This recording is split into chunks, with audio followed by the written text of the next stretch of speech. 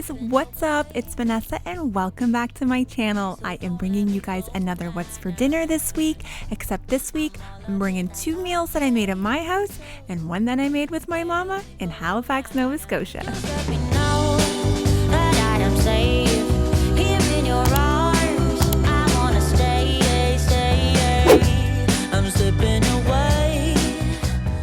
All right, you guys, I am so happy to be back in a steady filming every Sunday. You guys can expect these what's for dinners. So we're going to get right into the first meal. I made kind of a brown sugar, garlic, bacon wrapped chicken breast baked in the oven. I don't know, guys, but it was really, really good. I'm also going to slice up these potatoes really thin and fry them in a frying pan. So you have some soft ones and some crispy ones. I'm going to serve it up with some stovetop. Ignore the broccoli. I was lazy and I didn't make it. Just like I am dreaming, walking around in this love haze.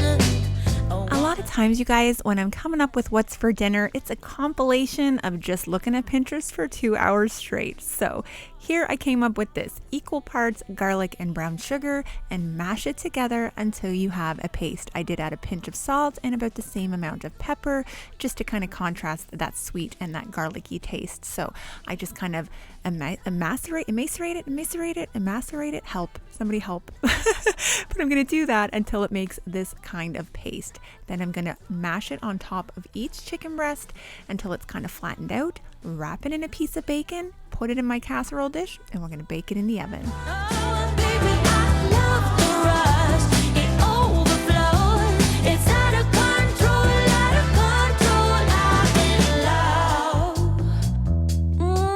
I'm in love, deep in love with you, baby. Yeah. Now, these weren't overly large chicken breasts, so I baked these at 400 for about 25 minutes or so, and then I cranked it up really high just to get that bacon a little crispier.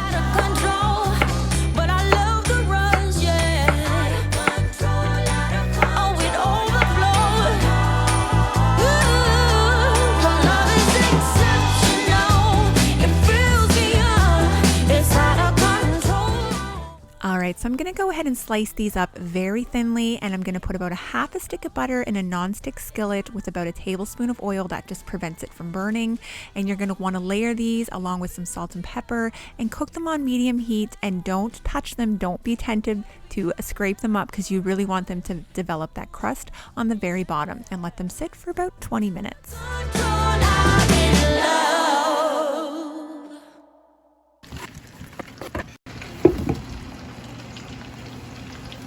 Where's the bubbles at?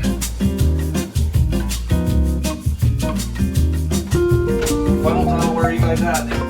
You know, it's funny. I hear other YouTube mamas saying how hard it is and it's easier to do voiceovers because you got little ones running around. Well, I got a grown man and he's always utter shenanigans. Anyway, you guys, I went ahead and threw on whatever barbecue sauce I could find in the fridge. This was a Montana's brand barbecue sauce, I believe, and it was so good.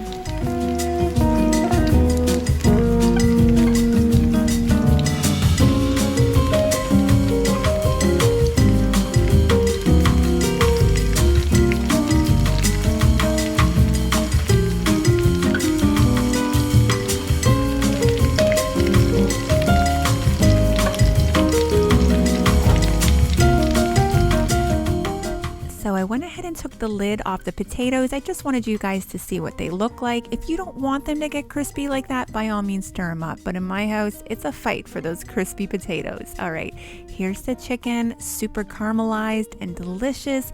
I'm telling you, even if you don't want to eat the bacon or the garlic, it just kept the chicken really, really moist. One tip I will say, if I make this again, I will use fresh garlic.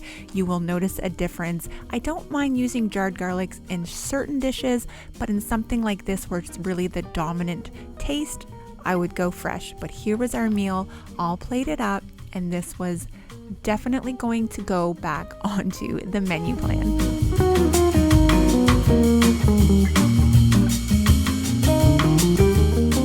On this night, I was really feeling something simple, you guys. It had been a week, hence why I'm only showing you 2 meals from home this week. We might have had some takeout, but I went ahead and decided to make a 1-pot macaroni, kind of like a cheater hamburger helper, but way, way better. So I have everything listed here. I will list it in the description box below. This is not a specific recipe.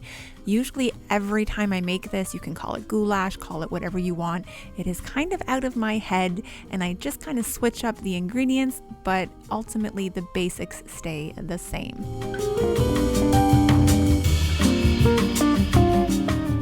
So first thing, go ahead and chop up your onion, and I'm gonna go ahead and brown up my ground beef and just season it with some salt and pepper. And then I like to add the onions in with the ground beef as it's cooking. I'm also gonna salt this or season this with a little bit of garlic powder.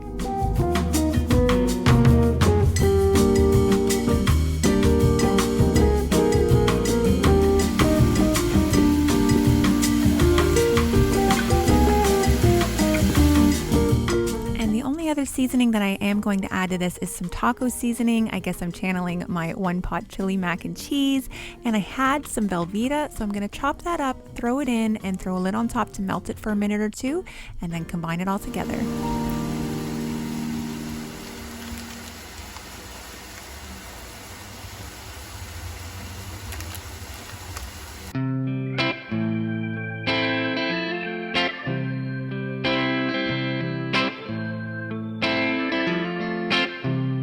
When I call her up to say I'm in town, I get a notion that we both walk the same ground.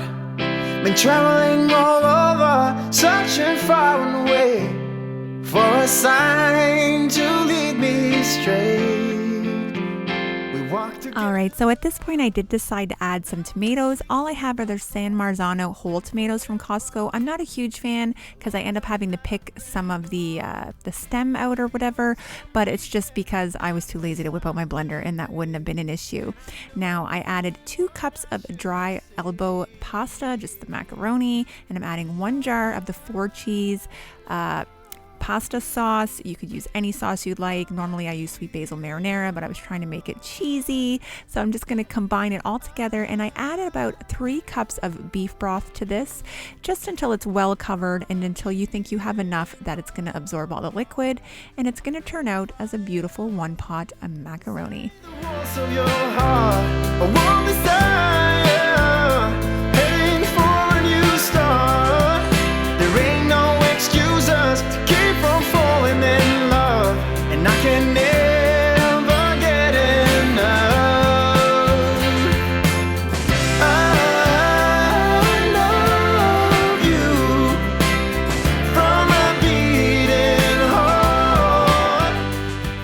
Here's what it looks like when it's all done, you guys. This took like 15 minutes. Perfect, delicious, satisfying. Served it with bread and butter.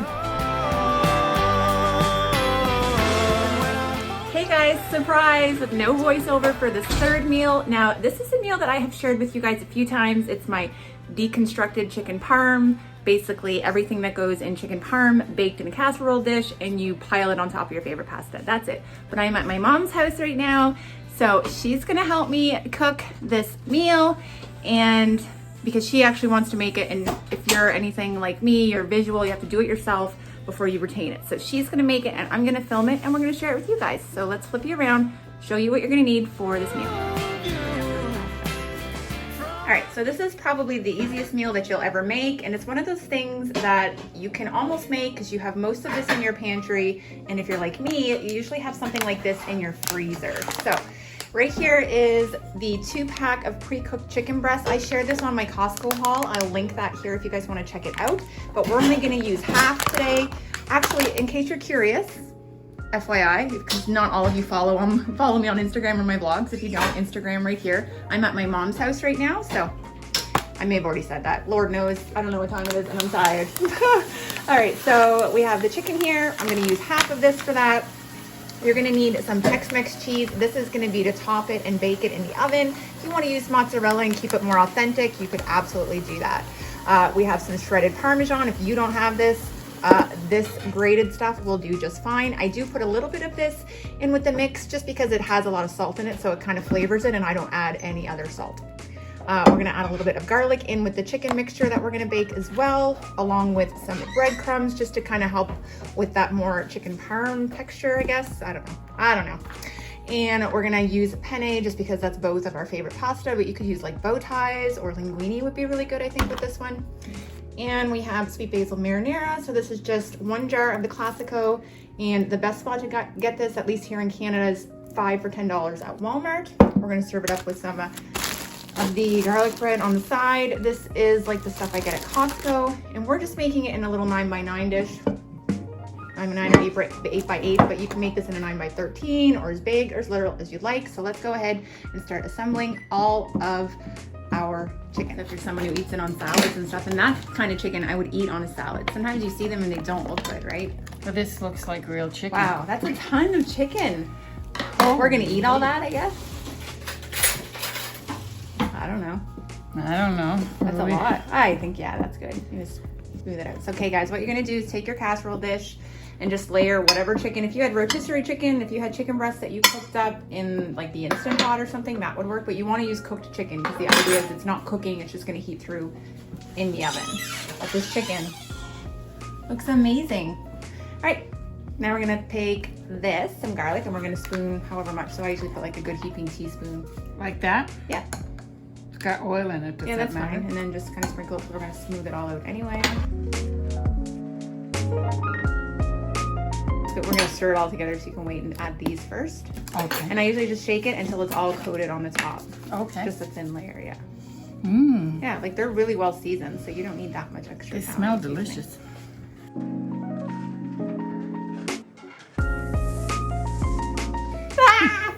Very good. No, I think that's good. So we're gonna add some Parmesan, this with that. We're gonna save this one to sprinkle in with this to put on top.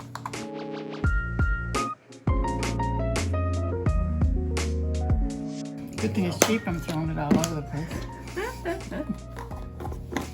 Okay. And then just stir it all together with your bowl.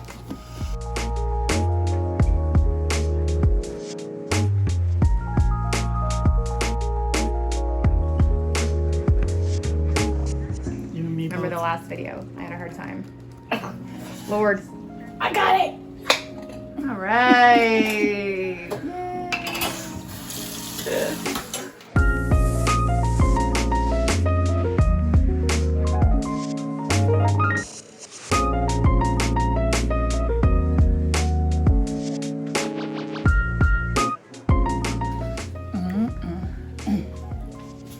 Right to the left.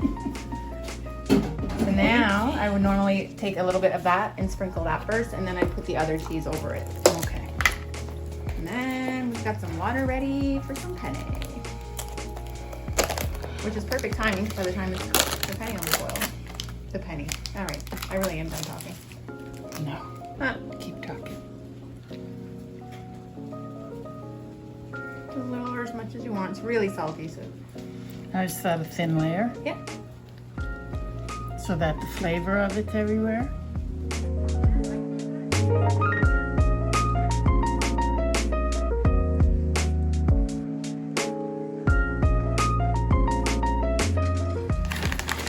When I go to a restaurant and order chicken parm and it doesn't have enough cheese on it, when they just have like the dollop in the middle of this scrapey chicken breast, I always feel very sad.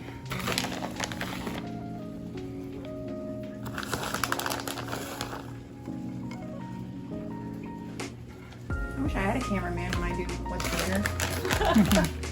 So what's your verdict? I think that's perfect. And we're just literally, I would even just take your hand and sprinkle it because we don't want a lot. It's just textural. Okay. Yep. Just like that, exactly. Just until it's all over the top. Everything has a little bit. Probably another one and we're good. I think these breadcrumbs are very flavorful. Oh yeah, they're awesome. Oh, you guys, you don't even know. Well, you do know because I've showed it a million times. But we're showing it again because when it's good, it's good. Plus it's special because my mom made it. Unless I'm baking, I don't Neat. preheat. And you just do it by eye? Yeah. And how much of this should I cook? I would say at least half the box. I mean, if you just want to cook half, and if we want to eat more tomorrow, we can boil more pasta or have it ready. I'll just cook it. Yeah. think there's room to put more than that in there. No, maybe not, eh? Oh yeah, penne doesn't get that big. I think we're probably safe. Even if it absorbs all the water, it'll still be cooked. Yeah, penne doesn't get big anyway. Ooh, How beautiful it is here, guys. Those houses weren't there 2 years ago, even a year and a half ago, I don't think. Used to be trees. Oh, Yay for improvement. this garlic bread has Parmesan on it too. All right, I'll show you what it looks like when it's all done.